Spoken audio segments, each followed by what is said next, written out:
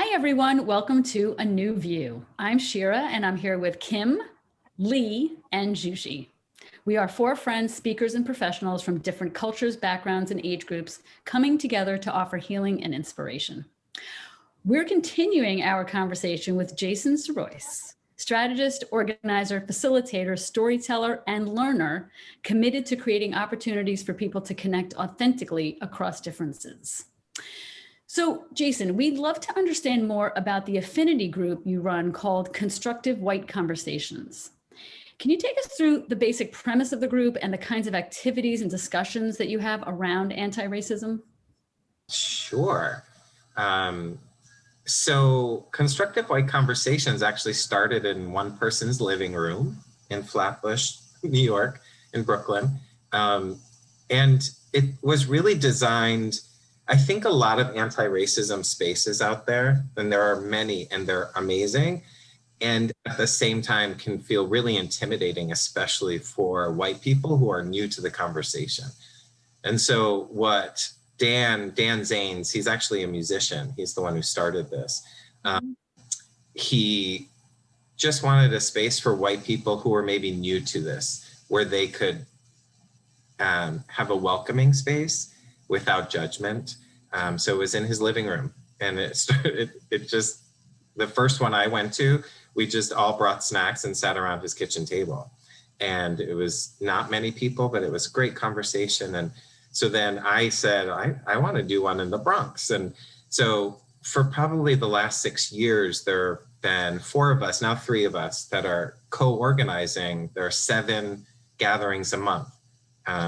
They're all virtual now because of the pandemic, which was actually a blessing, because now my friend in Liberia joins. We have people from all over the country who join these conversations. And so they're structured in a way that we start with a preamble, which is like, this is what we're here to do, just sets the stage. We have a script we follow. So every gathering, it follows the same thing. And then somebody tells their anti-racism story, like where they were, what changed, and where they are now through the lens of anti-racism.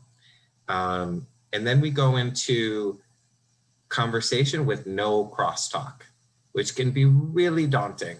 It's basically a space where anybody can share something they observed, something they're dealing with in the lens of race and racism and white supremacy.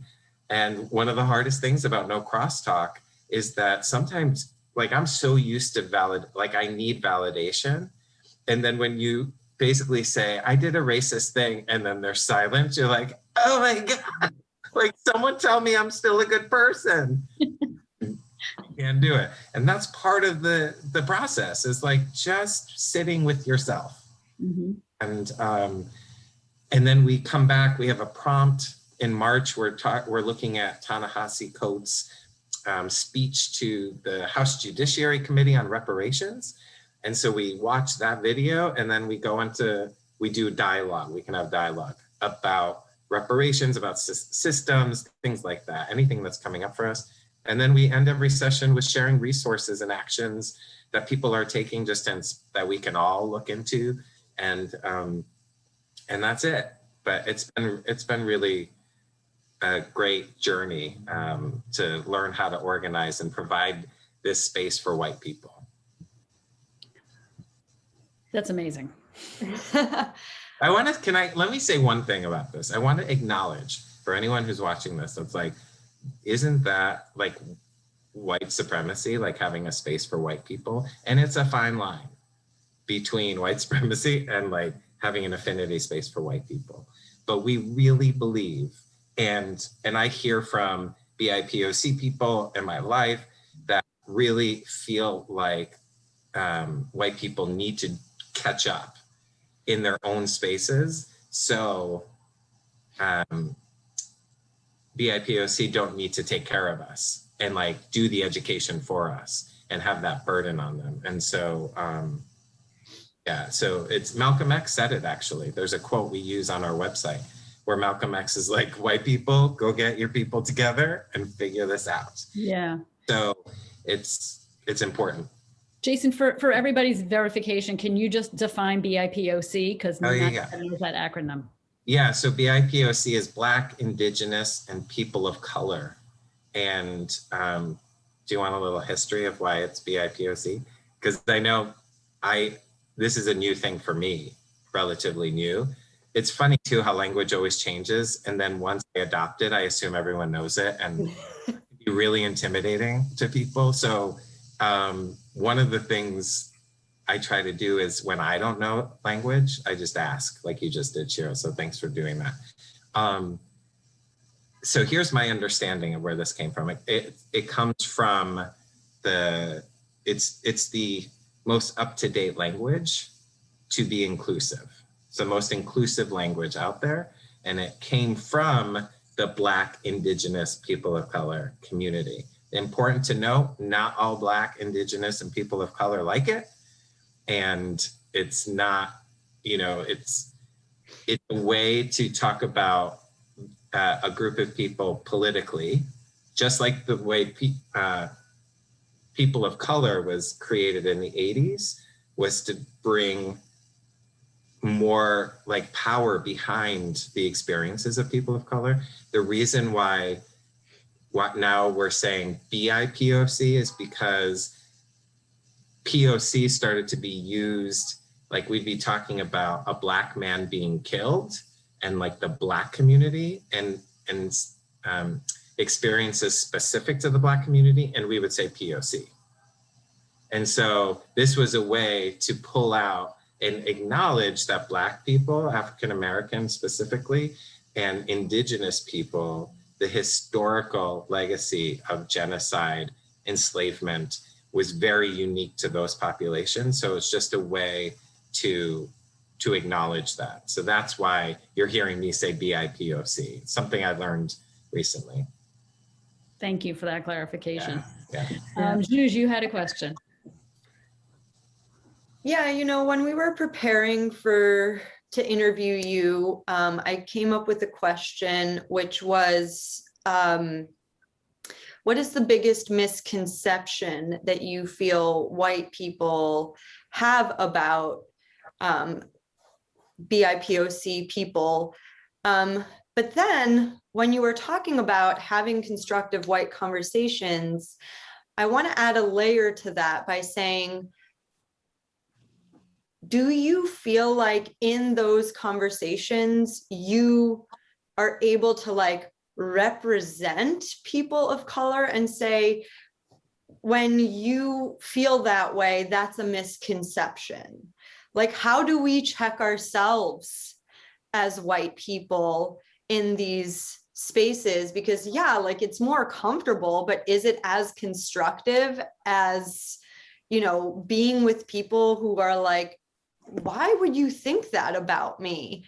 Like, how is that constructive? It's so, oh my God, I love that you asked that question, because that's the criticism of constructive white conversation and conversations. So a couple of things in the preamble is, one, we say we're not experts. We're not there teaching white people. So I host a couple of the spaces and I am a white person that is there to share my own experiences. But at the same time, very specific example that I think gets to your question is, and the other important thing is we say this is one piece to the anti-racism puzzle to dismantle racism. So do not think you're doing your part to dismantle racism because you came to a white group. This really is about getting white people to break the silence. So then they're having the conversations. They're joining the multiracial anti-racist groups. They're taking more action, which we see happen. Like that is what's happening. So that's really important. And I'm glad you gave me the opportunity to be able to say that. But a really specific example. So my mom, I think will be okay that I out her like this. My mom now comes to the group. And so we were, one of the things that she's working through is her shock, everything she learns, because, she's in her 70s now and she can't believe, she's always in shock about how Black people are treated, let's say, as an example. And so I will say in the dialogue part, you know, it's so interesting to hear you say that, because one thing that I learned is part of the issue is our shock. It's always been there. So, and then me saying that lets her go, that's true. Like, so I put it on myself, not even as a, I mean, it is a strategy, but it's a genuine, that is how I think about the shock that I would feel. And I think that's how we hold each other accountable. It is never a lesson or a lecture or anything, but I think the hosts were people who maybe are further along in our analysis, although according to Eva, my friend on the podcast, I'm at the beginning. But we just do our best. But the key thing is, this is one piece to the puzzle. Like, do not stop here. I just want to make sure that we get to answer about misconceptions. Like, what is a common thread of misconception other than the shock of, oh my gosh, I can't believe this happens every day. Yeah. What is a common misconception you see across the board? It's interesting about misconceptions about that white people have about BIPOC. I mean, every stereotype is a misconception. I think stereotypes are misconceptions, and they can be about any group, but there are stereotypes I hold because of my conditioning and how I was raised to believe about BIPOC that are misconceptions. And it's really hard. I always say that we all have bias. Part of my job is to normalize that, like take the judgment out of that, because we all have bias. It's like a biological thing. It was an evolutionary thing. But the voice of bias, I'm trying to cultivate a louder voice that's like, shut up. That's not real. You know? And so I think all of the stereotypes are misconceptions. I think the idea of BIPOC need white people to fix racism for them is a misconception. I can speak for myself. It was a stereotype. Like, I grew up thinking I'm this good person that wants to make the world a better place. But because of the stereotypes I grew up with about specifically Black people, every Black person I saw was like, how can I help them? Like, there was this condescension, like, let me be the savior. It's white saviorism, if you've ever heard that term. So I think that's a misconception. I think a huge misconception is that all BIPOC think and act the same. So it's like, white people get to be individuals. This is something I learned that blew my mind. Is I absolutely see myself as an individual and do not, like, a white man shoots up a movie theater, I do not go, oh my God, they're gonna think I shoot at movie theaters. I never have to think that. BIPOC, if that was a Black man that shot up a movie theater, we would be talking about the Black community. Wow, and this idea that, and BIPOC, we just talked about this label to have conversations, that all BIPOC love that. No, there are some that really resent it. And so they're not a monolith. A really funny one that I've learned is that Eva talks about this in our podcast, about how white people, especially white women, think it's okay to like touch her husband who's a Black man. And like, there's like a relationship, automatic friendship thing that happens. And when Eva mentioned it to me, I was like, that's so true. I mean, our podcast is based on the idea that I thought we were friends and she didn't. So it's like this idea that I'm like, we're friends. You're so fun. I'm gay. You're sassy Puerto Rican, like every stereotype horrible. And so I'm hearing that from, as I talk about my podcast in mixed racial groups, like this Black woman recently just said to me, I said, yeah, I did this podcast because my friend, I was like, are we friends? We're friends, right? And my friend was like, I mean, just was like, that is the truth. white people, you all think that we're automatically friends.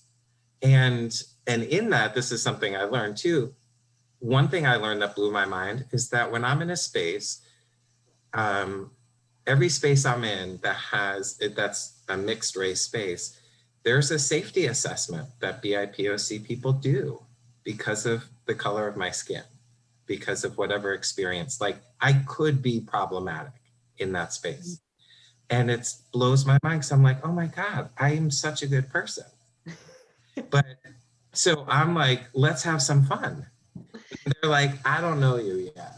Let me get to know you. So that's another thing, like the automatic friendship is just, and I can say the way that I view that is like this, I center myself, like, I'm cool with you. I got over my fear of you. So now we can be friends. Never considering that there was another point of view.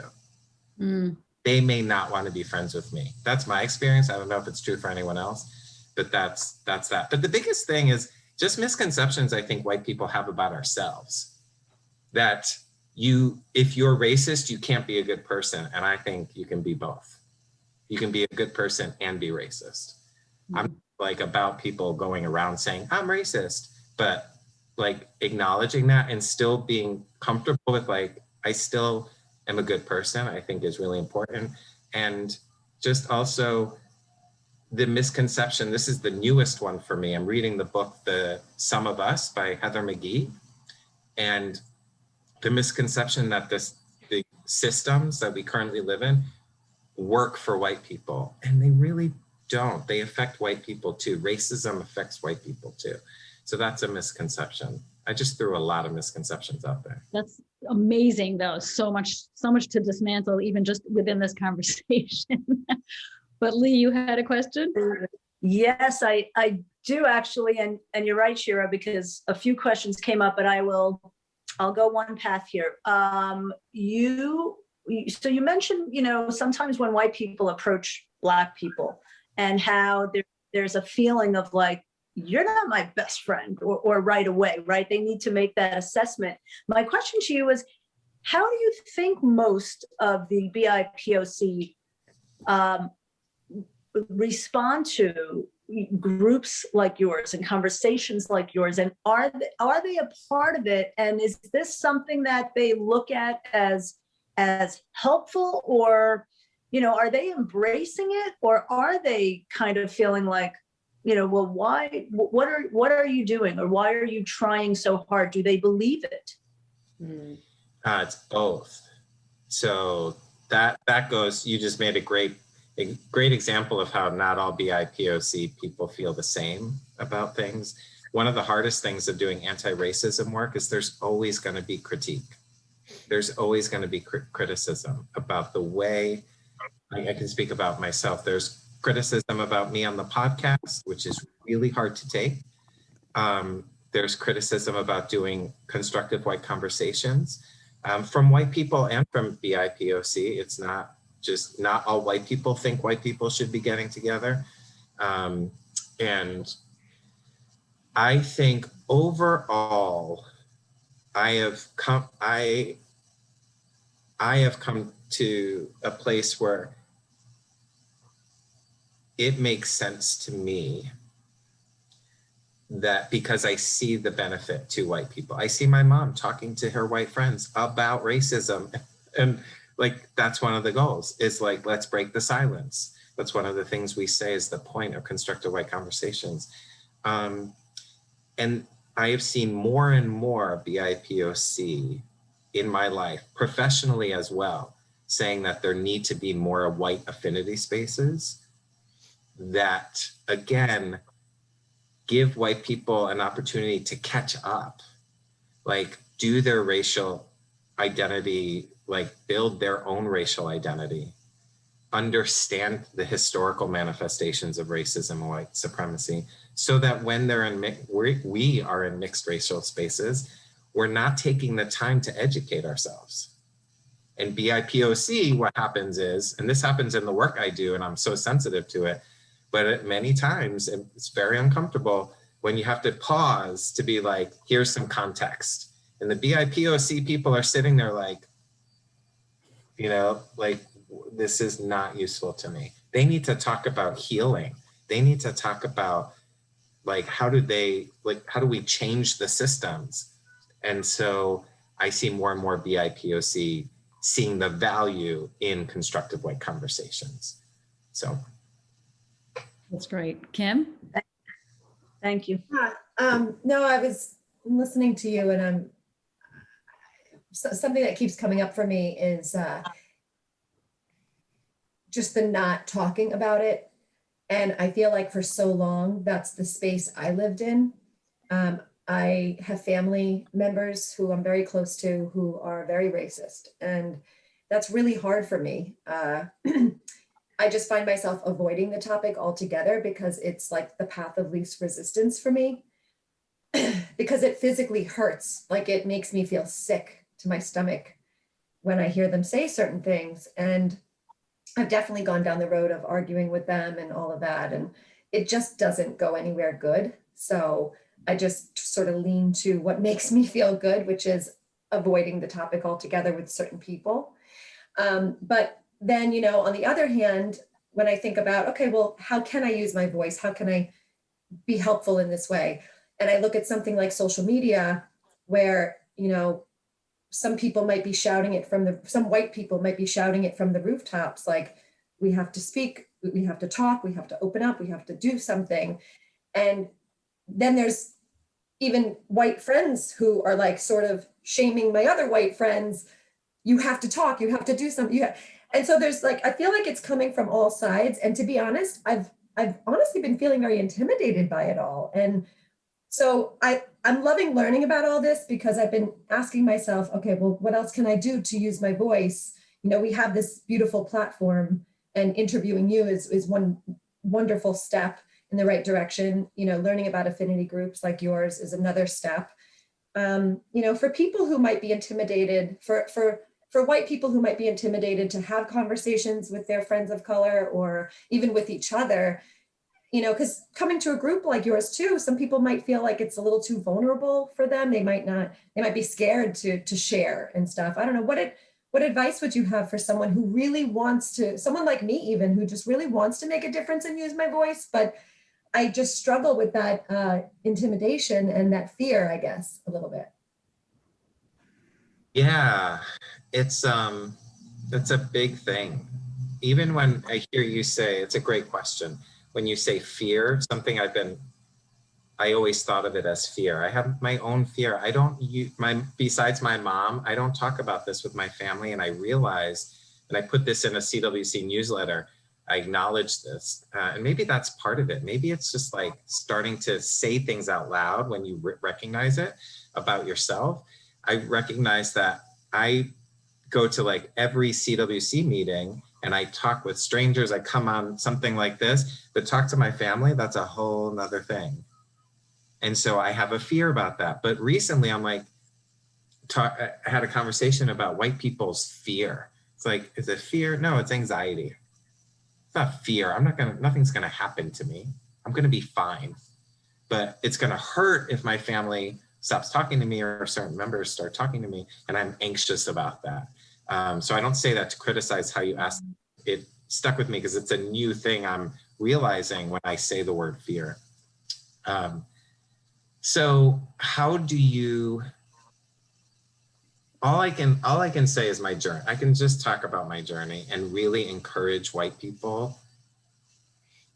I feel so much more liberated once Eva told me, you need to show up as a learner and you're at the beginning of your journey. So I was crushed and I felt liberated, because I think what I've realized is the conditioning I was raised to believe is that you need to be the top. Like I really was like trying to be the next Oprah was my, how do I be the best and how do I get to the top? But now where I'm at is like, I don't think we need another white man at the top. So probably can let go of that. That's really hard for me because like 40 years of conditioning of that's my goal, to let go of like, I'm not gonna be I'm not going to try to be the front anymore. But also being a learner and admitting my imperfections and modeling making mistakes, even though I get criticized for them. Like that podcast was White Man Therapy. And that was me being vulnerable. Like I showed up fully as much as I could, and I still got criticized. And totally hits me. So like, that's the thing, is like, there's emotion in that. It sucks.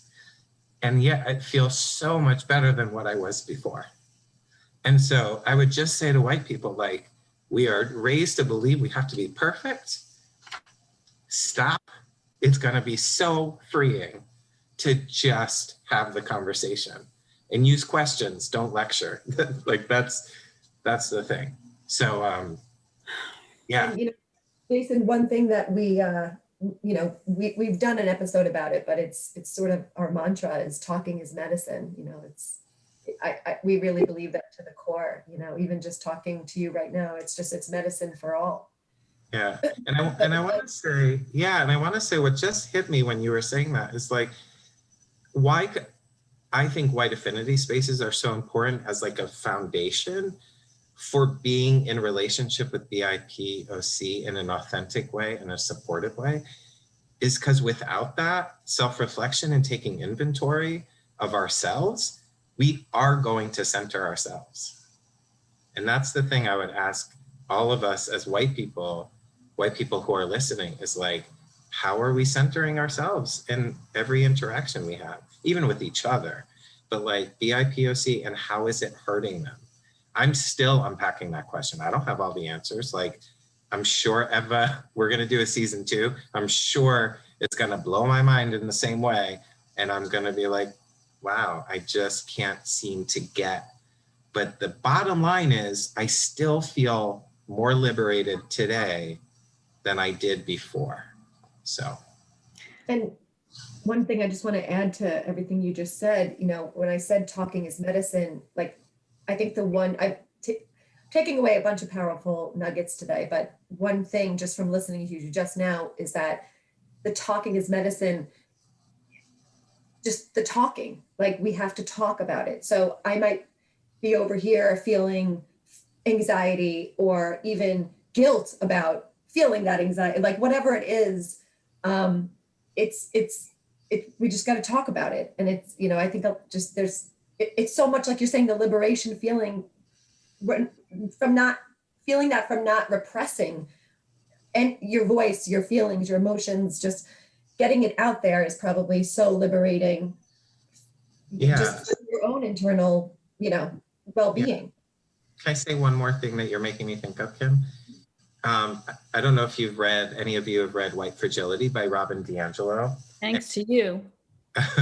And read it. Oh my gosh. And there's criticism about that book, and it's, a lot of it actually makes a lot of sense. But one of the things she says that she'll say in trainings, white people often say, and this is me too, like, what can we do? I think you're asking me that question in here.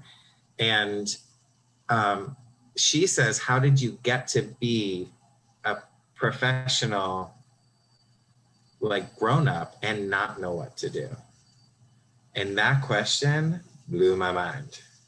And so it really made me start thinking about my learned, what I call, and other people call, I didn't make this up, learned helplessness of white people. Is sitting and waiting to be told what to do. And her thing is, well, if you know that you don't have a lot of BIPOC people in your life, start forming relationships. If you don't know about the history, start reading. If you don't, like, what to do. And I hear that in my head a lot. Whenever I hit a wall where I'm like, I don't know what to do, I think, yes, you do. You're just afraid to do it wrong. Mm. Mm. Yeah. So it's like, I'm going to take the step. I'm not going to call Eva and be like, I'm stuck. What do you suggest I do? Which is what I would have done. And instead, I'm going to be like, here's what I think I need to do. And then sometimes I mess up, and sometimes, I don't. So I just wanted to throw that in there. Yeah, thank you. So Yes. helpful. So helpful. Yeah. Zhuge? Well, one of the things that came up for me in terms of like dismantling a lot of what is in place is this idea that more conversations need to happen at a much younger age. Mm. I remember being in American history and being like, that racism that happened a long time ago, like, let's talk about Dr. King and what he did, and now it's over, you know. So like, even you saying that you started this affinity group like 6 years ago felt almost jarring to me, because I'm like, didn't these conversations really just come back around with like Black Lives Matter and things of that nature? And people, like you said in episode 1, were like shocked to be like, oh, I don't live in the country that I thought I lived in. So like, what does that look like in terms of like backpedaling and being like, okay, how are we teaching history, and how are we teaching what is currently happening in the world? Like, I have a sister who's 14, and I asked her, what books are you reading in school that are like current books, not, Yeah. you know, Catcher in the Rye. exactly. You know, I mean, which that's I English loved, and don't get me social wrong. Yeah.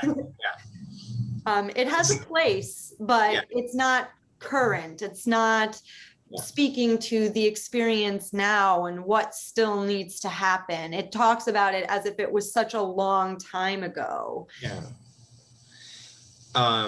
It's a really great question. I think one of the things for me that has also been freeing is that I can't change the systems myself. And it feels so overwhelming. That's the immobilizing part. And so I'm in the process of working through, like, where am I the most useful? So for me, holding space for white people is where I'm pretty useful, it feels like, in hopes that then it's like the planting the seeds and now more white people will go out. I think when you talk about the system of education and you talk about curriculum, I mean, that's huge.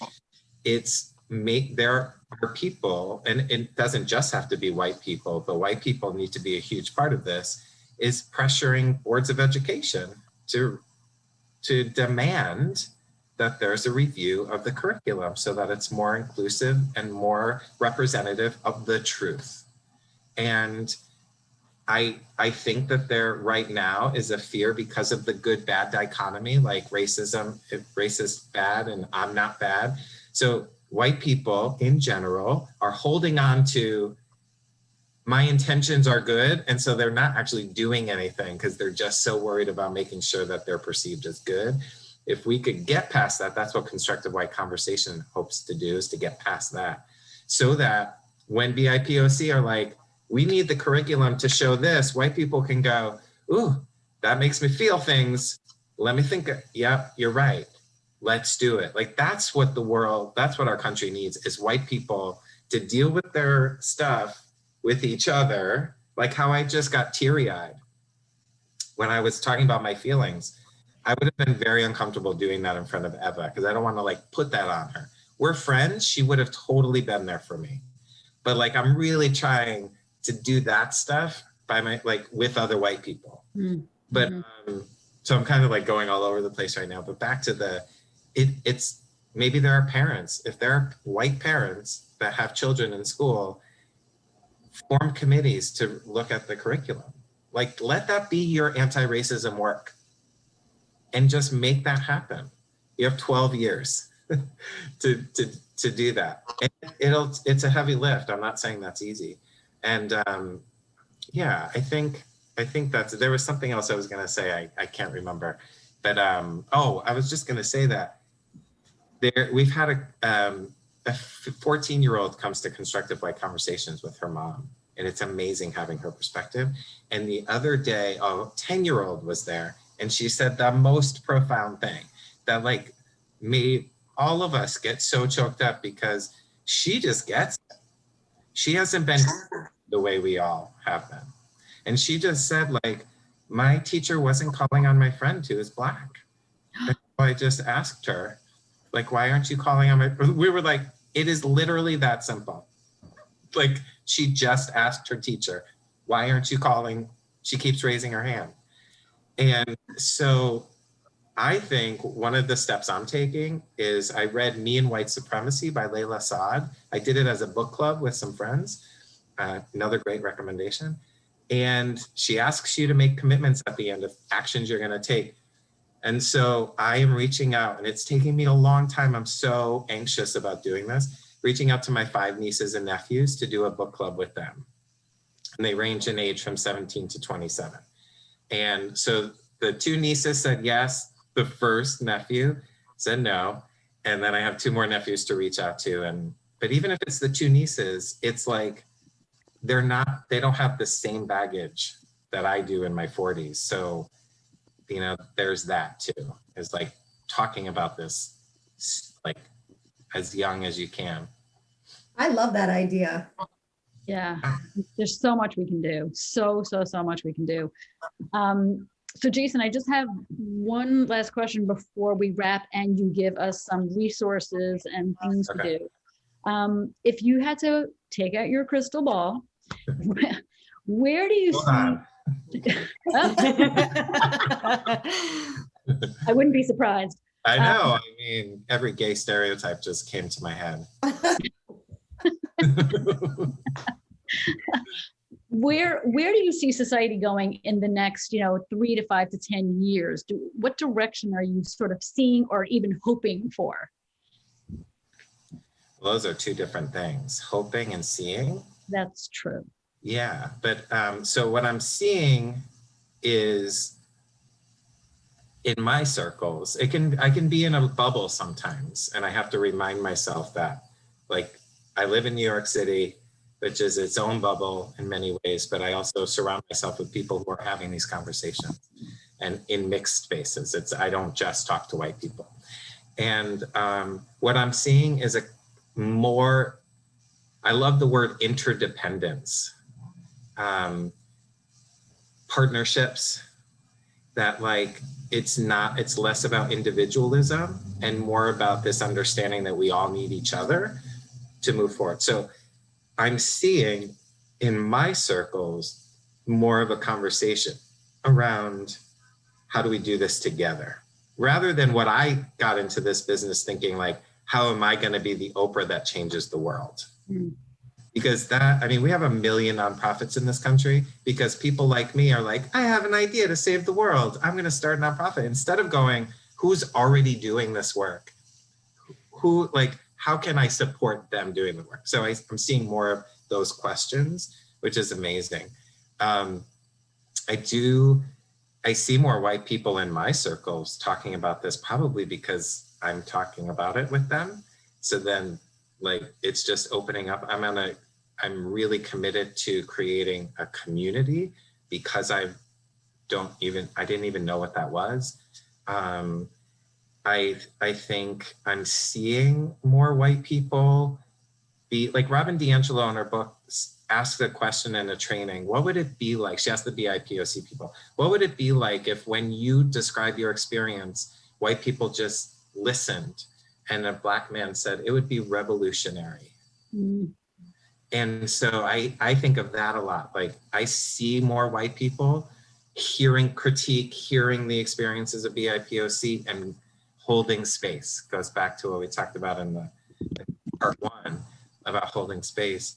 And I'm seeing that. What I hope is that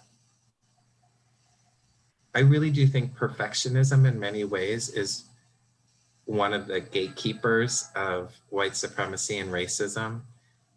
And like the idea of being a good person, like I just said, I can connect to this, and I see a lot of white people in my life who just can't accept, it's the typical, like, I have a Black friend, I can't be racist, I can't. And I'm like, no, I'm not even judging you. Like, just talking about the systems and stuff. I hope that there will be a movement, like a critical mass of white people specifically, that can get over ourselves and our need to be like, but I'm a good person. and actually show up as a good person by being in relationship with BIPOC and not above BIPOC. Not like I'm going to save you. What can I do to help you? I'm a good person. Yeah. That's what I hope for. Because I think then everything changes once that dynamic shifts. I really do. Yeah, this is I just keep thinking about the word opening. Like when you're open, more things can come in, whether it's ideas or actual actions that you can change, or words, even words, changing the words that you use is so critical. So Jason, you have given us some great resources and videos. So I don't know if you want to mention a few of them right now, but I think we're definitely going to add them in the notes in the description of the actual video once it's up on YouTube. But if you want to end with anything that you're working on, any resources, how we can contact you, all of that stuff. Well, let me say, in terms of contacting me, I'm developing a website right now. So once I have that, I'll be sure to share that. And it just is like, I'm consulting now and really partnering. There's nothing I'm doing on my own, but like I see myself as a potential partner for anyone who's interested in this work. In terms of resources, I think for white people specifically, I always recommend 2 books. One is Waking Up White by Debbie Irving and White Fragility by Robin DiAngelo. And that's really specific. Those are written by 2 white women who, one is academic, one is like actually, I don't know if Debbie's is academic too, but it's really about her personal experience. And I just got a lot out of that. Everything else, I really try to focus on reading and seeing BIPOC voices and support that. So a couple of books that really changed me is Stamped by Ibram X. Kendi. Definitely a great book. He also wrote How to Be an Anti-Racist, which is great. The New Jim Crow by Michelle Alexander is you want to understand how racism still exists, definite important read. And Caste, I'm reading that right now. I'm in 2 book clubs that are doing it simultaneously because it's that thick and dense. It'll blow your mind. Really amazing book. I talked about Layla Saad's Me and White Supremacy. Definitely recommend that because it's a journaling. It's a reflection practice. And I think that it's really helpful. And then I talked about The Sum of Us. I'm reading that too. So good. Heather McGee. And then some films that I watched recently. There are so many films. Watch Black directed, Black feature, watch those movies. But Judas and the Black Messiah helped me connect to my heart. I felt so much rage after watching that. It was it's about the Black Panther movement and the Rainbow Coalition in the 60s. And Fred Hampton, who led that. And also the trial of the Chicago 7. Those are that I recently watched. They're in the same time period. That, in fact, in the same week they take place, but obviously 2 very different films. Really helped contextualize how problematic things are. And then there's my podcast, In Pursuit of Cross-Racial Friendship. Can't have to say that. And that's it. I think there's so many things out there, and those are a few of my favorites. Well, that was a long list. So it'll take anybody a few months, if not a few years, to go through all of that. But Jason, we are so grateful to have spent this time with you. Just so eye-opening and inspiring and needed. We hope you all enjoyed this conversation as much as we did. Check out the links below. We'll definitely include your new website when you have it, the resources, and even some more that you mentioned. If you enjoyed our show, please click like and subscribe to our channel. Tell a friend, spread the word. Please also let us know if you have any comments or questions, or if there's a topic you would like to request. We'll see you all soon. Stay safe, and we love you. Thank you, Jason. Thank you. Jason. Thank you.